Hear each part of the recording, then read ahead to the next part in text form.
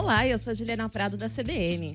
Oi, eu sou Estela Campos, editora de carreira do jornal Valor Econômico. E começa agora mais um episódio do CBN Professional, que é uma parceria da CBN com o jornal Valor Econômico. Aqui você encontra dicas sobre carreira, gestão e negócios para inspirar você. E nessa temporada tem uma novidade, além de nos ouvir, você também pode nos ver. O vídeo desse episódio já está disponível nas plataformas digitais da CBN e também do Valor. Então ajeite os seus fones de ouvido ou aumente o som do seu tablet, da sua TV ou do seu computador, porque a partir de agora nós vamos aprender muito por aqui sobre os novos desafios da liderança.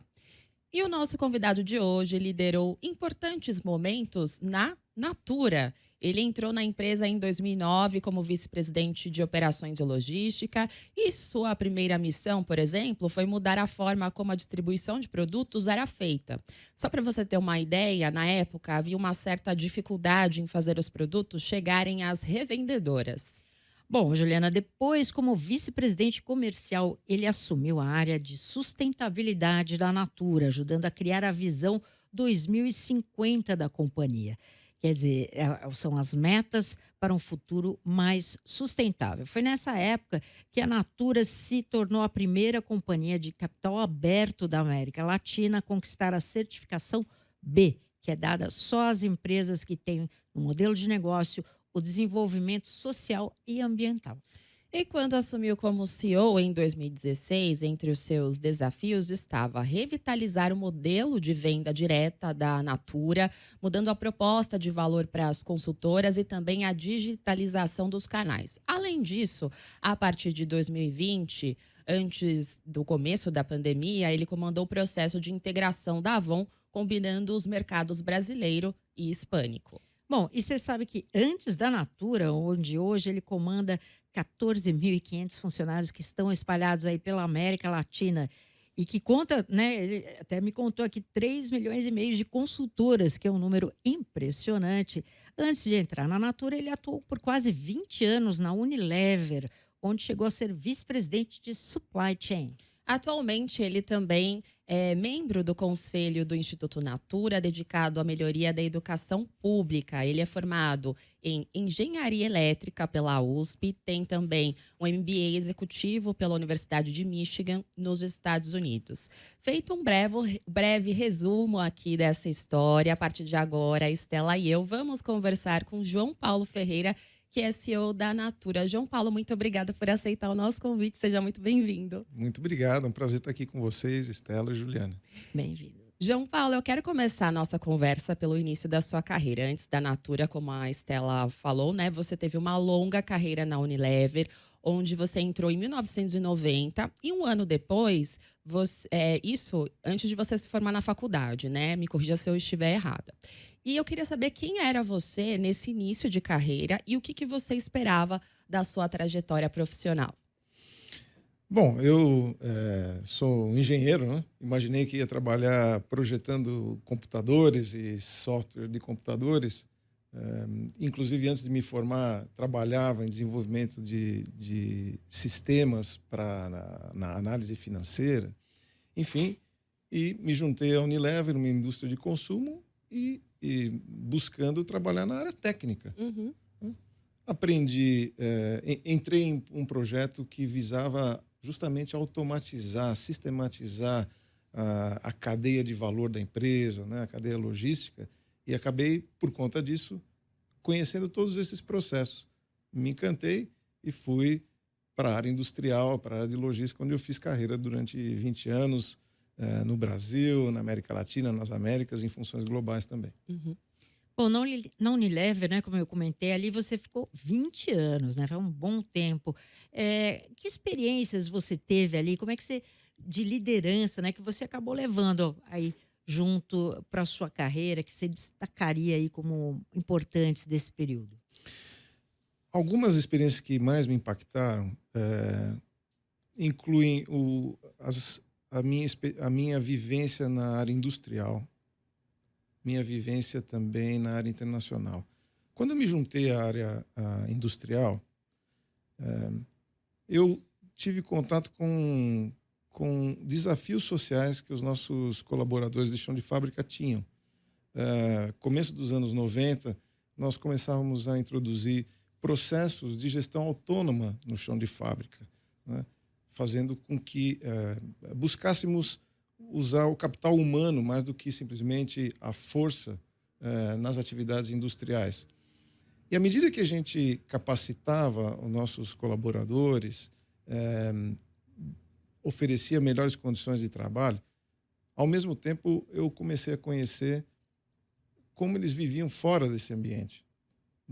Restrições de segurança, de acesso a renda digna, alimentação, enfim, educação.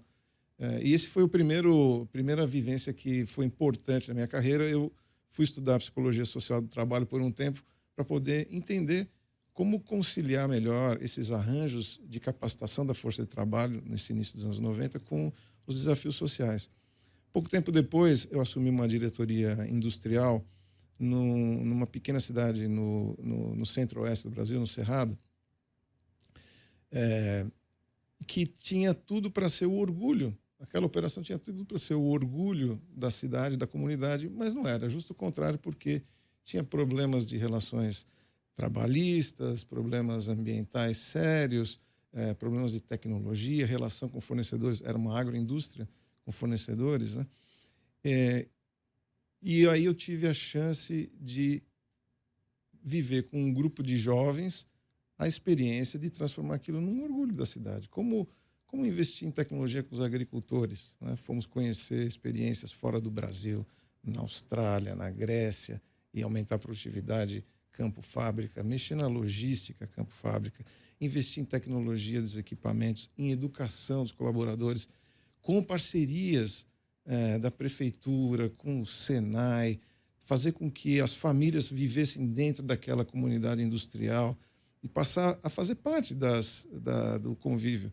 E aquilo também foi outra experiência que me influenciou muito nos anos subsequentes, porque, sem saber, eu estava vivendo na prática o que é sustentabilidade. Né? É isso que eu ia falar. Já estava plantando ali o DNA da sustentabilidade, né, na sua... Exatamente. Que através do nosso ali. trabalho não existe nenhuma incompatibilidade em gerar progresso econômico e desenvolvimento social e proteção ambiental ao mesmo tempo. Eu estava vivendo aquilo pela primeira vez e isso acabou influenciando muito a minha formação profissional nos anos subsequentes. De lá eu passei a trabalhar em países diversos, ou ajudando a projetos em múltiplos locais que eu jamais imaginei na minha vida que eu iria conhecer, né? Na Austrália, na Índia, na Turquia, na Grécia, na Europa Mediterrânea, nos Estados Unidos, Chile, Peru, Colômbia, enfim, e sempre e todos relacionados à agroindústria, conhecendo realmente o campo, as pessoas que fazem a cultura daqueles países. E isso foi também abrindo minha cabeça para culturas diversas, para setores industriais diversos, o que também influenciou muito. Você chegou também a virar vice-presidente de operações e logísticas, né? Que logística é a tua área original. Foi seu primeiro cargo. E você liderou algumas mudanças importantes ali, como a gente comentou, na distribuição dos produtos, né? Conta um pouquinho qual foi o desafio naquele momento, né? E o que vocês mudaram ali? A Natura estava num período de forte crescimento e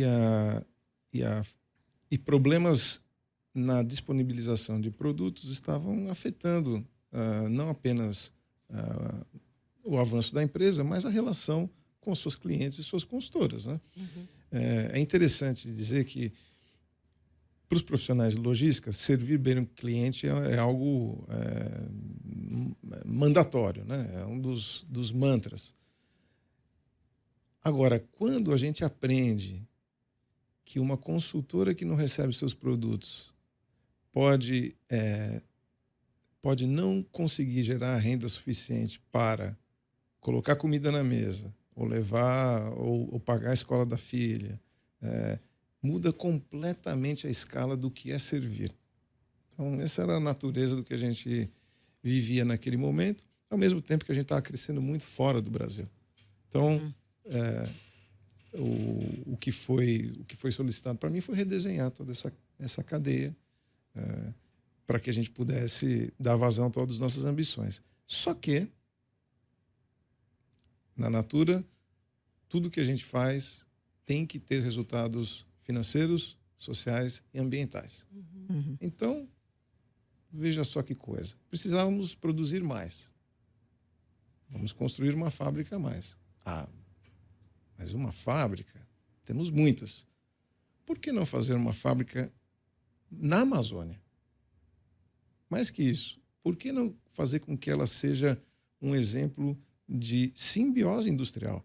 Né? Que ela se relacione com as comunidades extrativistas e possa gerar valor e renda para além das nossas próprias necessidades, atraindo outras pessoas. E assim a gente criou o Ecopark, que fica no Pará. Precisaríamos chegar mais perto das nossas consultoras para servi-las mais rápido. Vamos criar centros de distribuição? Muito bem.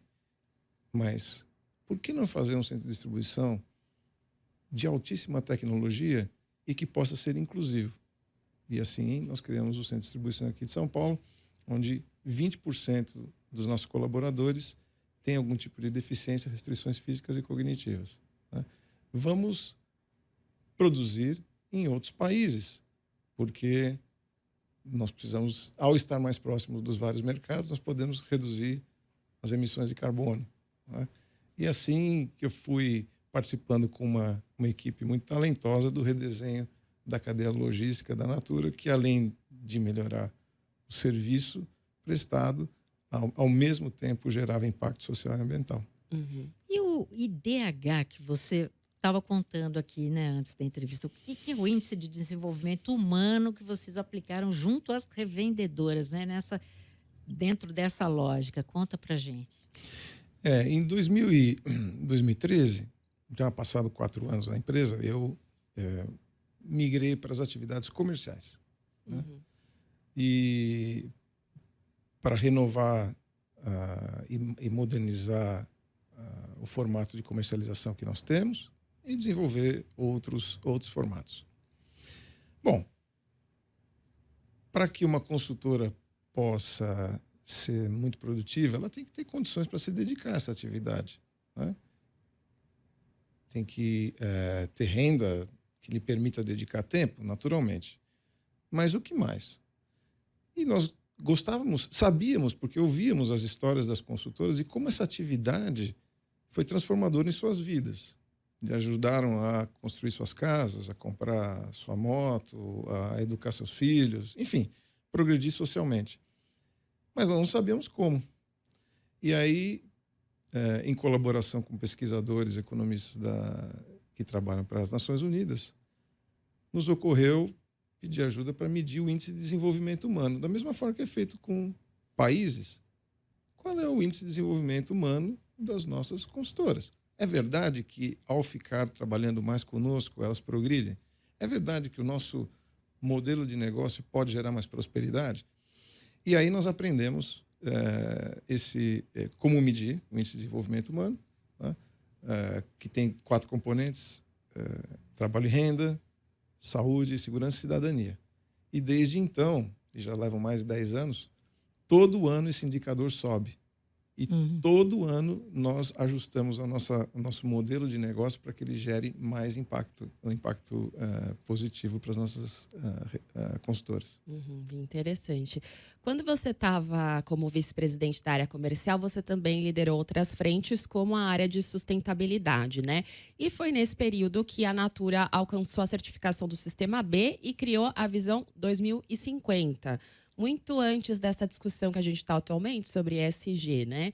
Queria que você explicasse para o nosso ouvinte, a gente citou rapidamente, né, o que é essa visão 2050 e quais foram os passos mais importantes para que isso acontecesse. Pois bem, eu de fato liderei a área de sustentabilidade diretamente durante alguns anos. E naquele período, nós estávamos nos perguntando quais eram as próximas fronteiras. Porque faz parte da origem da Natura essa crença, né, de geração de progresso distribuído e da interdependência das pessoas e de tudo no universo. Tanto que a empresa nasceu em 69, chamada Natura, num momento do mundo em que havia um fascínio pelo tudo que era sintético. Né? Muito bem, isso foi se materializando ao longo dos anos até criar a razão de ser da Natura, né? Que nós sintetizamos como o bem-estar bem, a ideia é que, através dos nossos negócios, nós podemos promover o bem-estar, ou seja, a relação harmônica, equilibrada de cada indivíduo consigo, baseado em autoconhecimento, autoestima, amor próprio, e, a partir daí, uma relação empática de cada pessoa com o outro. Né? Com tudo que está ao seu redor, com o mundo, com o planeta, com a sociedade, com o país. Né? Muito bem. E isso foi inspirando a empresa e gerando inovações no modelo de negócio, nos seus produtos, ao longo da sua história. Nessa ocasião, em 2050, nós voltamos a nos perguntar qual seria a próxima fronteira. O mundo estava começando a se mobilizar ao redor daquilo que acabou sendo conhecido como sustentabilidade, e nós queríamos dar mais um passo. Para onde ir? Vamos ver o quanto que a nossa imaginação e os pesquisadores e os acadêmicos podem nos instruir e dizer até onde podemos ir. Criamos essa visão 2050, que é um motor de inovação. A gente não sabe como chegar lá. E o que tem dentro dessa... Você destacaria alguns? Olha, a gente já dizia, por exemplo, que teríamos que descarbonizar. Como? Né? Isso muito antes de Acordo de Paris. É isso que eu ia te perguntar. Quando que vocês discutiram isso, né? Muito antes. A Natura é neutra em carbono desde o ano 2007. 2007. Foi premiada pelas Nações Unidas 2 vezes, uma delas pelo seu programa de gestão de neutralização de carbono. Né? Recebeu o chamado Oscar da integridade dos seus créditos de carbono. Mas, hoje em dia, a gente sabe que neutralizar não é suficiente com essa crise climática. É preciso descarbonizar. E a gente já dizia isso lá, desde o começo dos anos 2010, por aí. E isso tem sido um motor de inovação. Tanto que, hoje em dia, a gente já assumiu o compromisso e o plano, divulgamos, inclusive, o plano, para descarbonizar, ou seja, deixar de emitir carbono nas nossas operações diretas até 2030. 20 anos antes do compromisso do Acordo de Paris. Sim. Então, isso é motor de inovação e diferenciação, a escolha da empresa. Outro é biodiversidade. A biodiversidade é muito pouco ainda conhecida como serviço ambiental, enquanto o carbono já é estudado, monetizado, regulado. A biodiversidade é muito pouco. Quanto vale a diversidade de uma determinada região preservada, né? E para nós, biodiversidade é a origem de todos os nossos produtos. Né? A gente coloca, às vezes, 2 décadas de ciência e tecnologia pesquisando com comunidades extrativistas, transformando ingredientes e conhecimento tradicional em ativos de altíssima performance cosmética. Né? E isso faz com que o sistema não apenas se sustente, que ele se regenere, ou seja, sustentar o mundo como ele é hoje não parece ser uma boa ideia. Então a gente tem que regenerar, fazer com que os sistemas evoluam para estados crescentes de saúde e abundância. Então, a biodiversidade é uma dessas áreas. Nós fizemos um pesquisador da Universidade de Wharton acompanhou a nossa atividade com as comunidades extrativistas da Amazônia. Nós trabalhamos com 44 comunidades da Amazônia, inclusive a Panamazônia, Equador, Peru, Colômbia, além do Brasil. Mas, enfim, esses pesquisadores acompanharam nossa atividade com imagens de satélite nessas comunidades ao longo de 10 anos. E mostrou-se que nessas comunidades preservou-se 2 milhões de hectares de floresta em pé, ao mesmo tempo que as comunidades passaram a ter acesso a muito mais recurso, a renda, a saneamento, a eletricidade, acesso a dados, enfim. Né? É esse tipo de coisa que a gente se desafiou colocando uma visão lá para 2050. Mais recentemente, quando formamos o grupo Natura, a gente criou uma visão 2030 para mostrar compromissos mais de curto prazo e que estão sendo atingidos. Mas esse ano aqui, antes do final do ano, nós vamos revisitar a visão 2050. Está na hora de subir a régua de novo.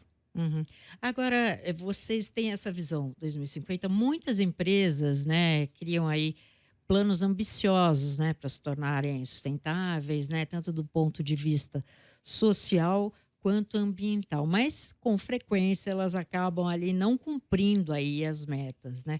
Eu queria que você falasse um pouquinho o que é preciso para que uma empresa, né, consiga de fato ir além, né, do papel, né, nesses casos e assim e colocar o plano em prática, né, como vocês estão fazendo. Ótima pergunta, Estela. Eu não duvido das intenções de todos os agentes corporativos, iniciativa privada, mas nem sempre se transformam em ação, porque precisa de alguns alinhamentos, na minha opinião. Primeiro, é de incentivos. Né? Os executivos e os acionistas têm que estar absolutamente alinhados com esses objetivos de gerar valor para além do financeiro. Né? No nosso caso, todos os executivos são, inclusive, remunerados também pela performance social e ambiental, o que significa que a gente sabe como medi-la. Eu estava usando alguns exemplos aqui com vocês. Então, nós conseguimos definir objetivos bem concretos, medir e criar incentivos. Como eu disse, também os acionistas. Veja que coisa interessante. Você me perguntou de de companhias B, né? Os B Corps. Nós viramos, de fato, a primeira empresa de capital aberto no mundo a virar um B Corp. Existe uma pré-condição. Além de ser um protocolo que fala das melhores práticas que existem no mundo, né? Sobre gestão social e ambiental, há uma pré-condição. O conselho da empresa tem que aceitar, colocar no seu estatuto que o objetivo da empresa é gerar valor não apenas para o acionista, mas para toda a sociedade. Isso tem que constar no estatuto da empresa. Ou seja, os acionistas, os conselheiros, têm que dizer, estamos de acordo com esse objetivo, né? E a partir daí, quer dizer, definido objetivos, criado métricas e incentivos, inovação. Tudo que a gente faz a posteriori para tentar remediar uma externalidade negativa, como se chamam os efeitos nocivos que podem vir com a atividade econômica, tudo que se faz a posteriori é um pedágio. Sendo um pedágio, é visto como custo, como uma penalidade. A única maneira de deixar de ser um pedágio é que faça parte da inovação. Antecipado. Quando nasce um produto, quando nasce um serviço, quando ele está sendo concebido, ele já tem que ser concebido pensando que ele vai gerar impacto positivo. Essa é a forma de dar a volta e equacionar e balancear essas intenções com a prática. João Paulo, você estava contando aqui pra gente que lá atrás, em 2007, a Natura já estava falando sobre zerar carbono. O Acordo de Paris foi fechado em 2015, então, ou seja, vocês estavam com acesso a dados bem antes do mundo mesmo acordar para essa questão de mudança climática, sobre a importância da sustentabilidade. Você, na sua gestão, pessoalmente, você teve que mudar ou aprender a fazer uma gestão em uma empresa como a Natura, que tem esse enfoque mais voltado para o meio ambiente, sustentabilidade? Você teve que estudar mais, ir atrás de cursos, enfim. O que você fez aí para continuar com essa gestão? Sim, eu acho, e não apenas eu, mas eu acho que todos os executivos que estão lá têm que estudar e aprender muito, porque tipicamente nas escolas de negócio nós aprendemos a fazer o acompanhamento de indicadores financeiros, são bem conhecidos, bem estruturados, padronizados, muito relevantes. Mas à medida que se define que o objetivo da empresa é gerar valor econômico superior ao valor financeiro, então entram outras variáveis. Como medi-las a ponto de incorporar no processo decisório do dia a dia? É fácil tomar uma decisão baseada no retorno financeiro, mas como monetizar essas outras variáveis para que elas se incorporem a isso? Então, sim, eu tive que estudar e continuo estudando muito. Eu leio muito sobre isso e, felizmente, na empresa nós temos um grupo de especialistas que se conectam com especialistas no mundo inteiro, né, trazendo o melhor conhecimento para nós. Um desenvolvimento razoavelmente recente foi o que nós chamamos de P&L integrado, né? O lucros e perdas, o balanço integrado da empresa, em que, com a ajuda desses especialistas e acadêmicos, nós monetizamos externalidades, ou seja, medimos o capital humano, o capital social, o capital ambiental da empresa, para além dos resultados financeiros. Colocamos tudo isso numa linguagem única, em números financeiros. Então, aprendi, por exemplo, que hoje em dia a Natura gera um valor econômico, um capital econômico quase 3 vezes superior à sua receita. O que é bom. Então, o primeiro objetivo que estamos gerando impacto positivo? Sim, estamos. E olha, tem externalidades que são negativas e outras que são positivas. O efeito líquido é 3 vezes maior. Ao aprender como se mede isso, a gente incorporou na nossa gestão. Então, os executivos da empresa veem todos os meses, todos os trimestres, os resultados financeiros e os resultados socioambientais monetizados. Olha só, é método, né? Método. E aprendizado, inovação e aprendizado. Você falou para a gente que essa questão da inovação é uma coisa, né, importante para antecipar toda essa visão aí de vocês. Você estava contando como é que funciona essa questão da inovação na Natura? Como é que vocês incentivam isso internamente? Quantas pessoas trabalham nisso? Conta um pouquinho dessa parte. Olha, começando pela inovação, não são apenas os produtos, né? Os processos de comercialização, as tecnologias de relacionamento com consultoras, com clientes, a forma de gerir, tudo isso faz parte dos processos de inovação. Mas começando pelos produtos, hoje em dia nós temos aqui na nossa sede em Cajamar o que seguramente é o maior centro de pesquisa e desenvolvimento cosmético do hemisfério sul. A Natura já tinha um centro de desenvolvimento muito grande e no final do ano passado nós trouxemos dos Estados Unidos o que era o Centro de Desenvolvimento Global da Avon. E tudo isso se consolidou na nossa sede em Cajamar. Ali nós temos mais de 500 pesquisadores que estão constantemente examinando tendências, né, o que está acontecendo no mundo da cosmética, e não são apenas tendências relacionadas à moda, naturalmente. Estou falando de ciência de base mesmo, que tem evoluído enormemente, e as relações entre produtos cosméticos e saúde, por exemplo, seja saúde física, biológica e saúde mental também, bem-estar mental. Então, examinando todas as tendências que existem no mundo, trabalhos acadêmicos e transformando isso num funil de inovação, né? E aí tem coisas espetaculares. Eu me fascino quando eu visito o laboratório, como a ciência avança de formas incríveis, né?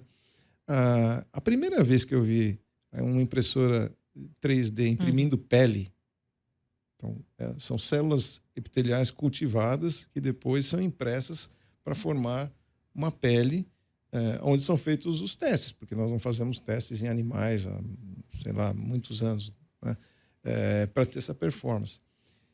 E mais recentemente, nós passamos a trabalhar com uma pesquisadora aqui da região de Campinas e temos o que eles chamam de o ser humano num chip, human in a chip, né, em que num pequeno chip de, sei lá, 1 centímetro, 2 centímetros quadrados, mais ou menos, existe a simulação de células de fígado, de pele, de intestino, em que você pode fazer todos os exames toxicológicos ali, todos os tipos de reação. Inclusive, no limite, poderia ser feito com as suas próprias células, customizando o produto para você. Eu fico fascinado. Incrível. E essas coisas acontecem aqui, não estão dependendo de uma tecnologia que não exista no Brasil, não. São feitos por pesquisadores brasileiros, né? Agora, aí vamos para o outro extremo da inovação, que é a tecnologia digital, né? Esse é ainda mais é tão fascinante quanto, porque tem a ver com as relações humanas. Nosso negócio é de relações. Imagine, são 3,5 milhões de consultoras falando com 120 milhões de consumidores e estabelecendo relações de confiança. E a gente vê os fenômenos das redes sociais hoje em dia, né? E é curioso que o modelo de comércio a partir de relações, antigamente chamado de venda direta, né, que em algum momento pode ter sido considerado ultrapassado, hoje em dia é um dos mais contemporâneos do mundo. Está acontecendo em todo momento nas redes sociais. Ora, como fazer com que as nossas 3 milhões de consultoras possam servir seus clientes onde eles estão, nas suas redes sociais, sabendo, com todos os recursos da inteligência artificial, para poder prover diagnósticos, recomendações de alta qualidade, né, e fazer com que essa relação seja de confiança, longeva, né? Então, esse é o outro extremo da inovação que a gente gosta.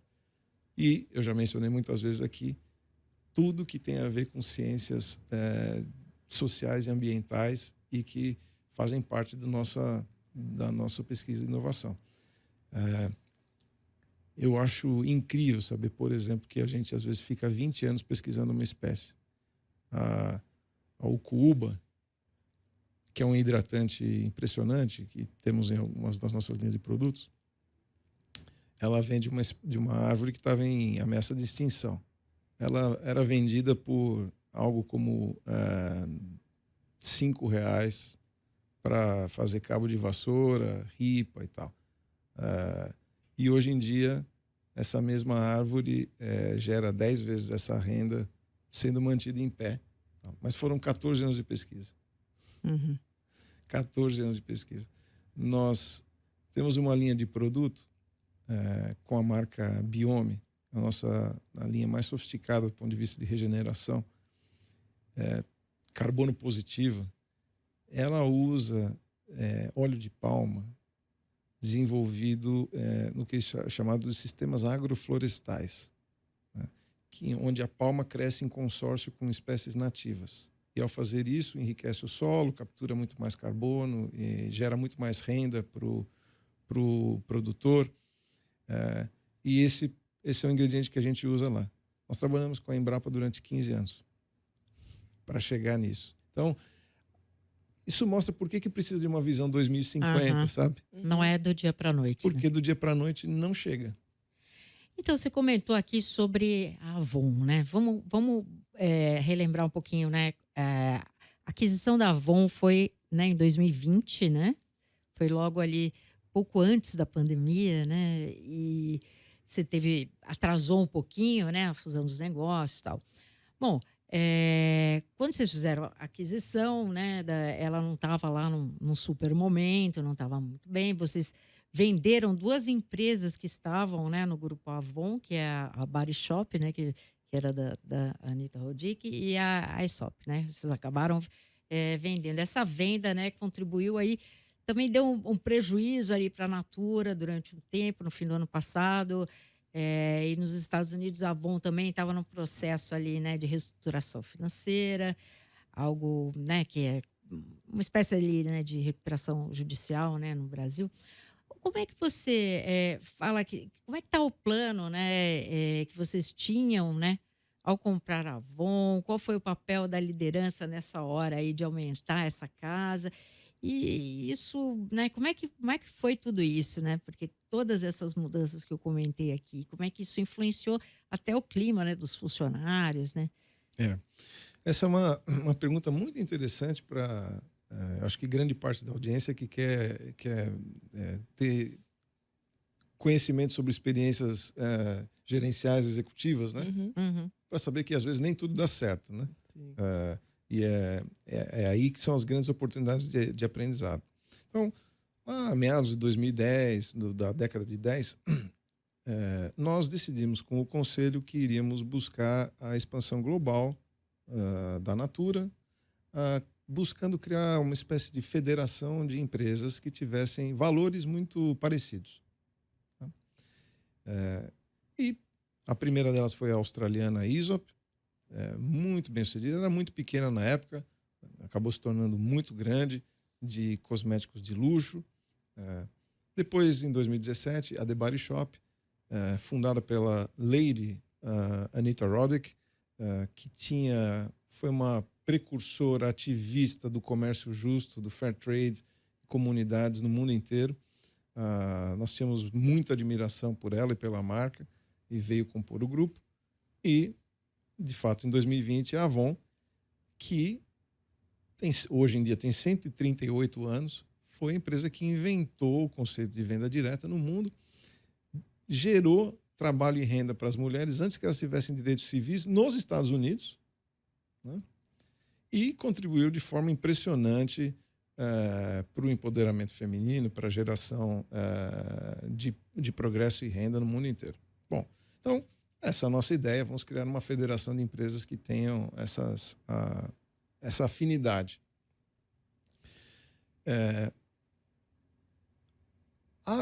Com a aquisição da Avon, a aquisição sequencial da The Body Shop e da Avon traziam desafios gerenciais para nós. Novas geografias, precisamos de novas equipes em outros lugares, aprender mais sobre o mundo. Então, já trazia um desafio de como fazer as coisas. E eram empresas que precisavam ser reestruturadas. Além disso, trazia um desafio financeiro, porque junto dessas aquisições vieram dívidas que a Natura não tinha. Tá? Aí aparece uma pandemia, né? O que dificultou muito os nossos planos nos primeiros anos, e a guerra na Ucrânia, mais recentemente, que fez com que os custos subissem muito. Isso fez com que nós não pudéssemos reagir da forma adequada a esses desafios, desequilibrássemos a empresa do ponto de vista financeiro, sua estrutura de capital, e tomássemos a decisão de voltar atrás. Aí nos concentrávamos na nossa fortaleza, a Natura na América Latina, que passaria e como de fato passou, a distribuir a Avon.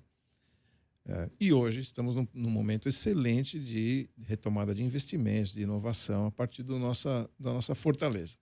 Ora, o que eu acho interessante sobre isso? A todo momento, o Conselho, os principais acionistas, os principais executivos dialogaram de forma super aberta sobre o que estava acontecendo, o que estava nos surpreendendo, quais as capacidades que de fato tínhamos para reagir e abertura para revisitar decisões tomadas. A humildade de poder olhar para decisões tomadas e perceber que as circunstâncias fizeram com que elas não fossem boas. Não fossem boas, e que a gente não pode estar tão apegado à vaidade, o desejo de estar sempre certo, para não revisitá-las. Então, esse é um grande exercício para todos que tenham interesse em fazer uma carreira executiva. Sim, os acertos são bons, mas os erros são melhores, desde que você aprenda com eles. Antes da gente encerrar aqui, eu queria retomar um ponto atrás. Você, quando assumiu como CEO em 2016, a Natura já enfrentava também uma época desafiadora, né? E eu queria saber como é que foi assumir o cargo nesse cenário, como você se planejou para enfrentar isso e se isso de alguma forma ajudou a você a ter resiliência, a lidar com este, entre aspas, problema que você teve que resolver agora, recentemente. Bom, primeiro que eu acho que a carreira das pessoas acontecem por probabilidades e não de forma determinística. Ninguém pode ter certeza que vai assumir uma posição ou outra. Eu fazia parte de um time de líderes comprometidos com o futuro da empresa e, circunstancialmente, tinha o melhor perfil para fazer com que ela enfrentasse os desafios daquela época, né? E, de fato, aquele período era um período desafiador. E precisava de uma renovação, uma modernização na forma de trabalhar e um grande alinhamento das pessoas e das prioridades. Então, a minha chegada à posição de liderança da Natura, ela quase que foi um pedido da própria organização, dos meus pares e dos colaboradores que buscavam alguém que pudesse catalisar o esforço coletivo, né? E foi isso que eu fiz. Então, me juntei ao comitê executivo, aos principais diretores da empresa, ao conselho, para definir muito claramente quais eram as prioridades e alinhar todo mundo para lá. E aquilo que a gente também deixaria de lado. Isso gerou uma espiral positiva impressionante. E nós tivemos 2017, 2018, 2019, anos espetaculares. E, inclusive, agora temos retomado 23, 24 anos espetaculares, basicamente repetindo aquela mesma receita. Bom, deixa eu só fazer mais uma pergunta que eu acho que é importante aqui. A gente viu, né? A gente estava até comentando aqui, todas essas crises, né, que o Brasil está vivendo na questão climática, né? Teve Rio Grande do Sul, teve as queimadas e tal. Enfim, essa situação parece que a gente caminha aí para o limite, né? Eu queria saber a tua opinião, assim, que poder as empresas, né, têm de ajudar a reverter, né, essas situações como essas, né? E o que falta para que as empresas sejam, né, de fato, mais sustentáveis e ajudem nessa questão ali? Anos atrás eu dizia que eu considerava que uma empresa que não neutralizasse suas emissões de carbono seria considerada pouco civilizada em algum momento do futuro breve, né? Como hoje seria considerada uma empresa que use mão de obra infantil ou mão de obra escrava. Hoje em dia, eu acho que essa minha opinião é moderada demais. Eu acho que as empresas têm que se obrigar a descarbonizar, né? Ora, que poder que elas têm? Total, as empresas são agentes da sociedade importante. A iniciativa privada gerencia recursos financeiros enormes. O que elas não podem é trabalhar isoladas. Esses são problemas complexos que dependem de colaboração, não só entre empresas, mas com os governos em todas as suas esferas, municipal, estadual, federal e todos os seus poderes, e a sociedade civil organizada. Então, é preciso, ao encarar, se comprometer com a resolução do problema, é preciso também abraçar uma forma de trabalhar que seja colaborativa para além dos muros das empresas. E eu garanto que empresa grande ou pequena, todas têm capacidade de reverter externalidades negativas e transformar em impacto positivo, né? Basta estar aberto para o novo, para inovar, para aprender, para ver os bons exemplos que existem no mundo. Sempre tem gente fazendo coisa interessante, a gente aprende com os outros.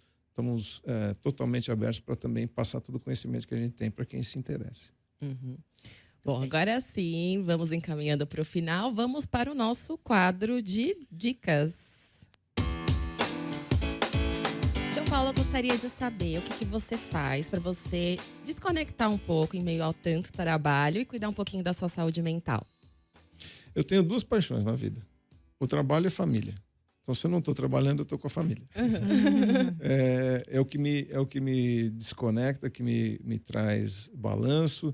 O melhor evento da minha vida foi o casamento com a Elizabeth, com quem sou casado há 32 anos. O segundo melhor foi o nascimento do Paulo Henrique, meu filho.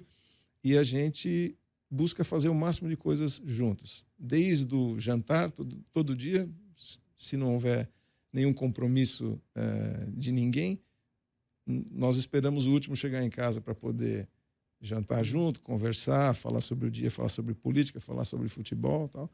Ou indo passear, música, nós gostamos muito de música, estamos em época de festivais aqui, a gente adora. Aham. Então, mas fazer tudo junto com a família é o que me relaxa, que me dá equilíbrio. Você tem alguma dica de leitura pra gente? Não precisa ser livro sobre gestão, pode ser sobre outros assuntos também.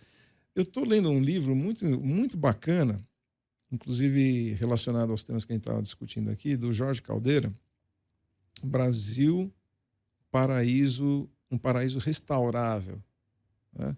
E, inclusive, foram os fundadores e principais acionistas da Natura que me deram de presente, em que o autor fala dessa visão do paraíso, que era o Brasil, né? Colonial, enfim, como as ideias do mundo de progresso econômico associado ao esgotamento de recursos evoluíram, mas como hoje o país é uma potência no que pode ser economia de baixo carbono, na bioeconomia, na biotecnologia, e que a gente, como sociedade, não deveria perder essa oportunidade. Um livro muito bem escrito, ilustrado, leve de ler, muito bacana, recomendo. Interessante. Para fechar, você falou que gosta de música, Vai falou no em festival. A gente agora quer saber, né? Quer saber o que você gosta de música? Tem algum artista preferido ou banda? Não, eu gosto de tudo em música. Eu gosto de sertanejo, a ópera e pop, tudo ao mesmo tempo. Demais. Brasileiro, internacional, adoro ir nos festivais. Nós estamos patrocinando o Rock in Rio, esse domingo eu vou para lá assistir tudo o que acontece. E eu sei que vai ter desde o Ney Matogrosso até o Shawn Mendes, eu gosto de todos. Então, mas escolhe uma música, vai, que aí a gente um artista termina. pra gente Um encerrar. artista a gente arranja uma música. Artista que a gente... no Brasil, gosto muito do Nando Reis. Gosto das músicas do Nando Reis. Tá. Ótimo. A gente escolhe aqui por você a música do Nando Reis. João Paulo, eu gostaria muito de agradecer aqui a sua presença. Espero que você volte mais vezes. Obrigado, é um prazer estar aqui com vocês. Estela, Juliana, obrigado por me receber. Obrigada. Nós que agradecemos. Conversamos com João Paulo Ferreira, que é CEO da Natura. E Estela, eu te vejo no próximo episódio, combinado? Combinado. Agora eu vou ficando por aqui em mais um episódio do CBN Professional, que é uma parceria da CBN com o Jornal Valor Econômico. Se você gostou desse episódio, mande as suas sugestões, críticas construtivas para o e-mail cbnprofessional@cbn.com.br. E se você quiser saber mais sobre o assunto que a gente abordou aqui hoje, entra lá no site do Valor Econômico. Os trabalhos técnicos desse episódio são da Débora Gonçalves e a sonorização é do Cláudio Antônio. O roteiro e a produção deste episódio foram feitos pela Estela Campos, Bárbara Nor e por mim, Juliana Prado. E eu te encontro na semana que vem. Beijos para você e até o próximo episódio.